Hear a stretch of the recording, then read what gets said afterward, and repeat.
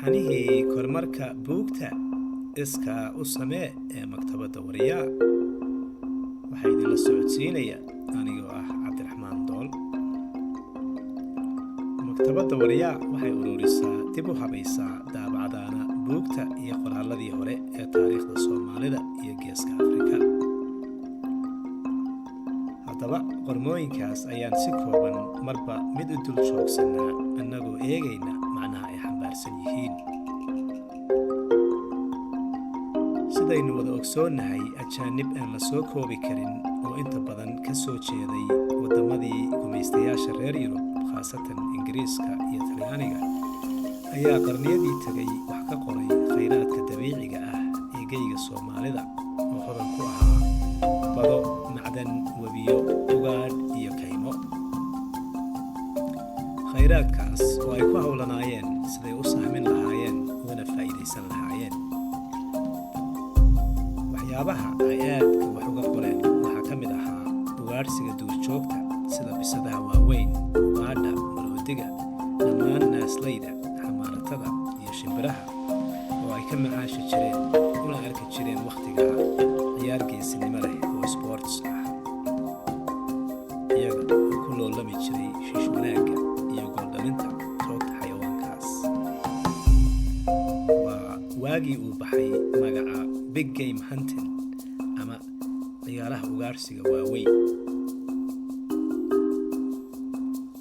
dabcan inkastoo dunidaa hore aanay ahayn tamaanta ee la meelmariyey shuruucda xuquuqda xayawaanka iyo xaalufinta khayraadka, haddana magacu waa siduu u baxay oo ilaa hadda ciyaarahani way jiraan.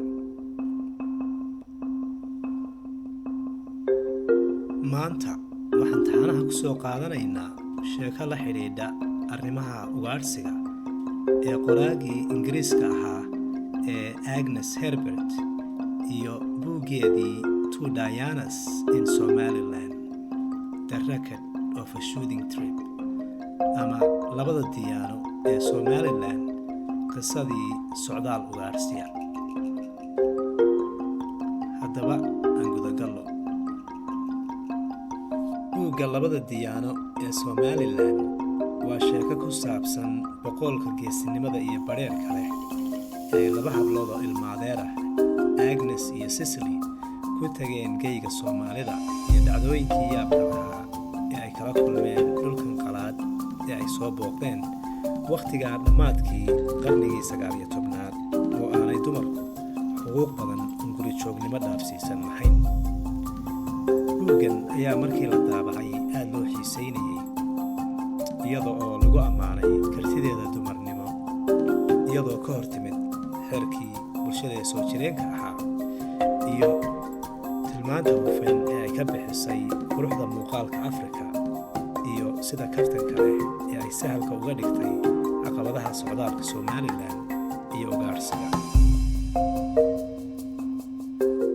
milicsiga haweenaydan ee socdaalka Somaliland ayaa raad aan la ilaawi karin kaga tegay dunida wakhtiga. sharaxaadeeda cad waxa ay u furaysaa akhristayaasha daaqad gaar ah oo ku aadan dareenka ruuxdeeda, hamigeeda aan leexleexadka lahayn iyo haraadkeeda tacaburkan u horseeday inay ku dhiirato dhulal fog oo aan la garanayn khatarta ay leeyihiin. iyadoo adeegsanaysa jaantusyo iyo sawir gacmeedyo, hal-abuurka buugga waxay cutub kasta hordhac uga dhigtay tixgabay oo gaaban oo uu leeyahay gabyaagii caanka ahaa ee aabbaha suugaanta Ingiriiska ee la odhan jiray Shakespeare. waxa kale oo ay sidii caadada ahayd ee looga bartay saamiyayaasha reer Yurub si faahfaahsan daraasaad uga bixisay una sharaxday tamashlaha aan cabsida lahayn ee bilicda iyo barwaaqada kaymaha iyo dhuldaaqeedka Soomaaliya iyo juqraafiga deegaanka iyo dhaqamada bulshada ay la kulantay, iyadoo xataa aan ka tegin magacyadii qabiilada Soomaaliyeed ee ay dhex jibaaxayeen. doodaha buuggu waxay muujinayaan in qoraagu aad ugu xeeldheer yahay isticmaalka qoriga iyo toogta, iyadoo si tusaale iyo xariifnimo ku jirto. bilcagsi buugga diiwaankiisa ugu naanaystay Diyaana oo ahayd